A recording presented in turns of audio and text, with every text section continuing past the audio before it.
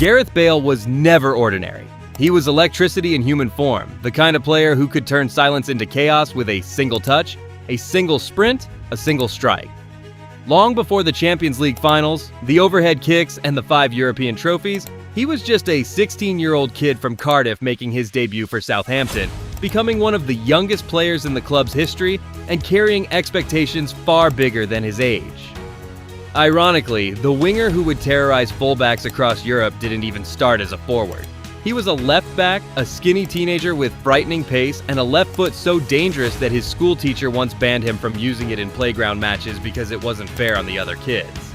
At 14, he was running 100 meters in 11.4 seconds, idolizing Ryan Giggs, dreaming in red for Wales, and it didn't take long before that dream became reality.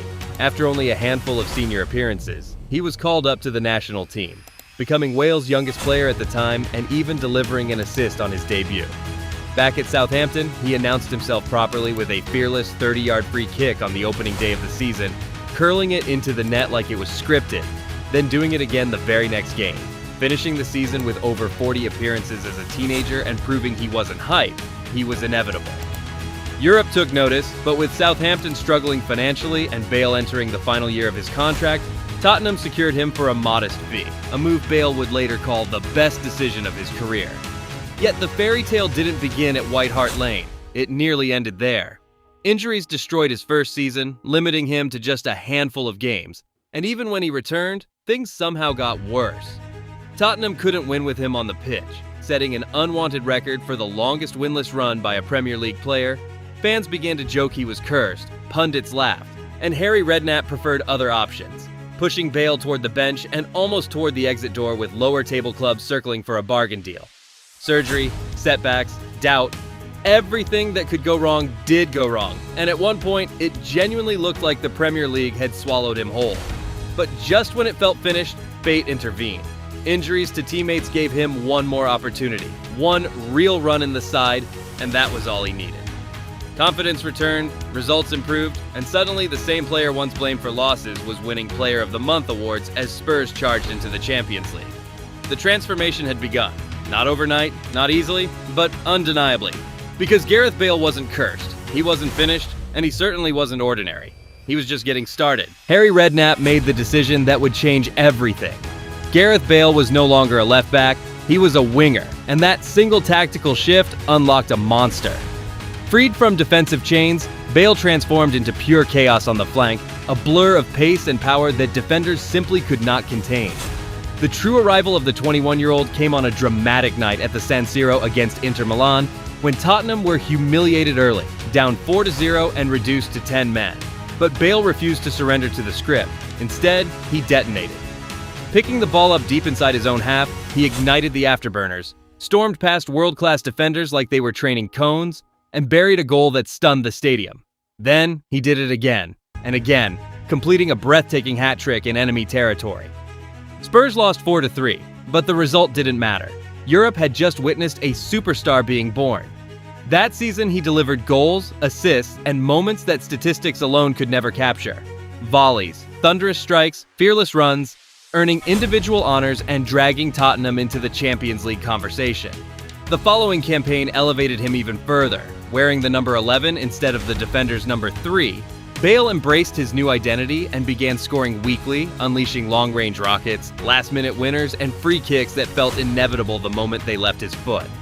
Commentators started whispering his name alongside the giants of the era because every time he touched the ball, something extraordinary felt possible. He ended that explosive season with over 25 goals, sweeping major individual awards and carrying Spurs almost single-handedly. Yet Champions League qualification slipped away again, and it became clear that a player of this magnitude could not remain outside Europe's grandest stage.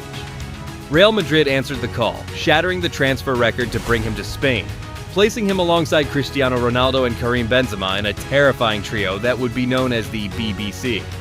Injuries slowed his early months in Madrid, but once unleashed, Bale delivered instantly. Goals, assists, free kicks, hat tricks, and long-range missiles that electrified the Bernabeu. In his debut season alone, he piled up goals and creativity in staggering numbers. proving that the boy once mocked in England had evolved into one of the most devastating attacking forces in world football, and the biggest nights of his career were still waiting ahead. If there is one thing Gareth Bale mastered, it was merging the spectacular with the decisive, and he proved it on the biggest stages imaginable. In the Copa del Rey final against Barcelona, he didn't just score, he produced a moment frozen in football history, bursting past his defender with raw speed, even sprinting off the pitch to get around him before calmly sliding the ball home to secure his first trophy in white.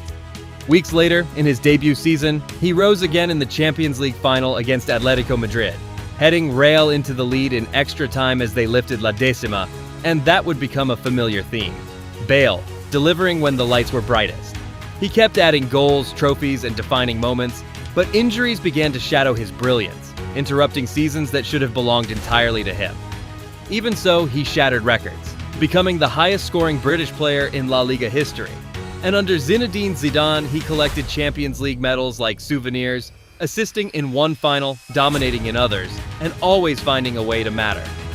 Yet, while Madrid was his battlefield, Wales was his heart. At Euro 2016, he carried a nation that had waited decades for relevance, scoring crucial goals in the group stage and leading the Red Dragons to a historic semi-final, transforming himself from superstar into national hero. Back in Madrid, the trophies kept coming, but so did the doubts. Recurring injuries, limited minutes, whispers about commitment, criticism over golf, late-night culture clashes, and a media narrative that slowly painted him as an outsider despite everything he had delivered. Then came Kiev, 2018, the ultimate Bale moment. Introduced from the bench in the Champions League final against Liverpool, he produced one of the greatest goals ever seen in football history, an outrageous bicycle kick that seemed to defy physics and logic before smashing in a second to seal the trophy and win Man of the Match. It was his fourth Champions League title, yet instead of universal praise, tension grew. Ronaldo departed, managers changed, Madrid stumbled, and Bale became the convenient scapegoat for a declining giant. Loaned back to Tottenham, he reminded England of his class with ruthless efficiency, scoring at a rate most strikers would envy despite limited minutes, but his body continued to betray him. A brief spell in Los Angeles followed, and even there, in the dying seconds of an MLS Cup final, he rose one last time with a dramatic 128th-minute header to force penalties and deliver silverware, because Bale never stopped being clutch. Finally, he led Wales into their first World Cup in 64 years, scoring on the global stage once more before quietly stepping away from the game. From teenage left-back to world record signing, from being labeled unlucky to scoring perhaps the greatest Champions League final goal ever, Gareth Bale's career was never simple, never universally adored, but undeniably legendary. A story of speed, power, controversy, resilience, and moments so iconic that no debate can erase them.